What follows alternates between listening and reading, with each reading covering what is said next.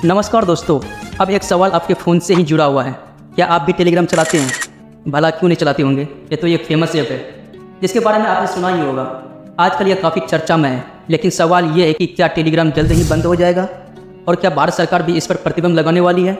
आज हम इसी सब के बारे में चर्चा करने वाले हैं। देखिए, दरअसल फ्रांस में टेलीग्राम के संस्थापक और CEO पावेल ड्यूरोव की गिरफ्तारी के बाद भारत सरकार भी उन आरोपों को लेकर काफ़ी गंभीर हो गई है जो इस मैसेजिंग ऐप पर पश्चिमी देशों की जांच एजेंसियों ने लगाए हैं। फ्रांस की सरकार ने कंपनी के CEO को इसलिए गिरफ्तार किया क्योंकि उन पर आरोप है कि टेलीग्राम की मदद से गलत सूचनाएं, फेक न्यूज़, चाइल्ड ट्रैफिकिंग और ड्रग ट्रैफिकिंग, साइबर फ्रॉड और पोर्नोग्राफी फैलाने के साथ साथ आतंकवाद को समर्थन देने वाली सामग्रियों का प्रसार किया जा रहा है। और CEO पावेल ड्यूरोव इसे रोकने में बिल्कुल नाकाम रहे। अगर ये आरोप सही साबित होता है तो फ्रांस में उन्हें तकरीबन 20 साल तक जेल हो सकती है। अब सवाल यह है कि जब इस कंपनी के संस्थापक और CEO को गिरफ्तार कर लिया गया है तो इस कंपनी का भविष्य क्या होगा? ये आप खुद सोच सकते हैं। इन आरोपों को गंभीरता को देखते हुए भारत सरकार भी बिल्कुल सतर्क हो गई है। और सूत्रों से मिली जानकारी के अनुसार भारत सरकार अब उन सभी शिकायतों की जांच करवाएगी जिनमें यह आरोप लगाया गया है कि टेलीग्राम ऐप का इस्तेमाल आपराधिक और आतंकवादी गतिविधियों के लिए किया जा रहा है। यदि ये आरोप सही पाए जाते हैं तो भारत सरकार भी इस ऐप पर प्रतिबंध लगा सकती है और भारत में टेलीग्राम को हमेशा के लिए बंद किया जा सकता है। यह एक बड़ा फैसला होगा। लेकिन जैसा कि आप जानते ही हैं, हमारे देश में इससे पहले टिकटॉक भी बंद किया जा चुका है। क्या टिकटॉक की तरह टेलीग्राम भी बंद हो जाएगा? देखिए, दुनिया में इस समय तकरीबन 95 करोड़ लोग टेलीग्राम ऐप का इस्तेमाल करते हैं और इनमें से सबसे ज़्यादा हमारे भारत में तकरीबन 10 करोड़ लोग भारत से हैं जो टेलीग्राम ऐप का इस्तेमाल करते हैं। उनमें से 3 करोड़ 40 लाख यूजर्स रसिया से हैं, 2 करोड़ 72 लाख इंडोनेशिया से और 2 करोड़ 68 लाख अमेरिका से हैं और 2 करोड़ 20 लाख यूजर्स ब्राज़ील से हैं। जबकि टेलीग्राम के कुल यूजर्स में से केवल 0.7% यानी 65 लाख यूजर्स ही फ्रांस के हैं।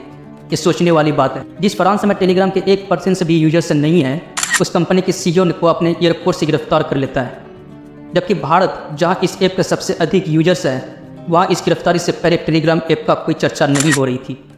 जबकि भारत में इस ऐप का इस्तेमाल गंभीर अपराधों को से लेकर आतंकवादी घटनाओं के लिए होता रहा है।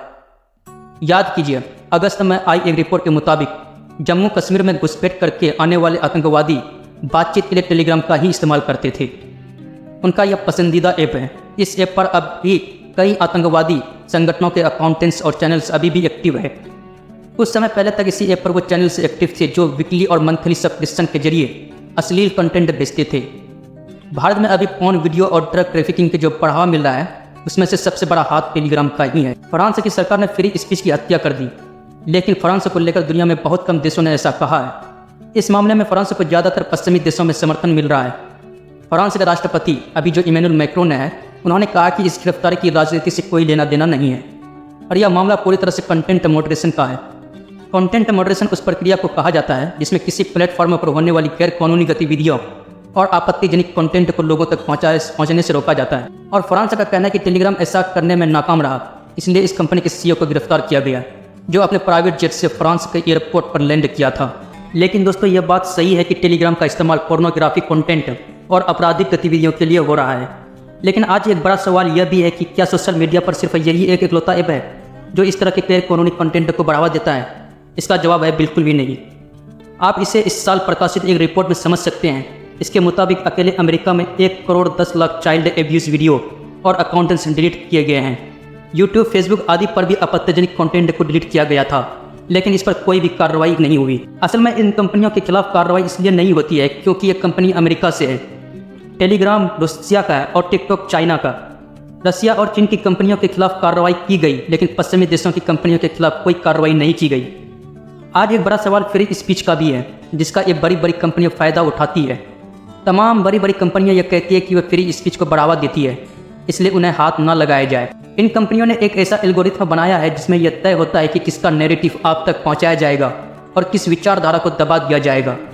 उदाहरण के लिए मानते हैं, रसिया और यूक्रेन में किस विचारधारा को आप तक पहुंचाया जाएगा, इजराइल और गाजा के युद्ध में किसका पक्ष आप तक पहुंचाया जाएगा, बांग्लादेश में खालिदा जिया और शेख हसीना में से किसका पक्ष लोगों तक ज़्यादा पहुंचेगा और भारत में किस पार्टी का विचारधारा का नैरेटिव आप तक पहुंचेगा। यह सब कुछ ये टेक कंपनियां अपने एल्गोरिथम के हिसाब से तय करती है और इससे बड़ी चालाकी से फ्री स्पीच का नाम देती है। आज पूरी दुनिया में फ्री स्पीच और प्राइवेसी के मुद्दे पर लोगों में भ्रम फैलाया जा रहा है। और उन्हें वही सच दिखाया जा रहा है जो ये टेक कंपनियां अपने चश्मे से ही सही मानती है। ये तो पहले तय करती थी कि क्या सच है, क्या दिखाना है और क्या नहीं, फिर उसे फ्री स्पीच के नाम पर आप तक पहुंचा देती है। और सबसे बड़ी बात यह है कि प्राइवेसी और फ्री स्पीच के नाम पर ये सारी टेक कंपनियां आपके घर में घुस चुकी है और आपके दिमाग और आपके परिवार में भी। तो दोस्तों, अभी इंडिया में फ़िलहाल बैन नहीं हुई है, इसकी चर्चा चल रही है, ये आप साबित करने में लगे हुए हैं। अगर ये बात बिल्कुल पूरी तरह से साबित हो जाती है तो टेलीग्राम को इंडिया से हमेशा के लिए बंद किया जा सकता है। तो वीडियो कैसी लगी कमेंट सेक्शन में ज़रूर बताइएगा। मिलते हैं किसी नई वीडियो के साथ, तब तक के लिए जय हिंद।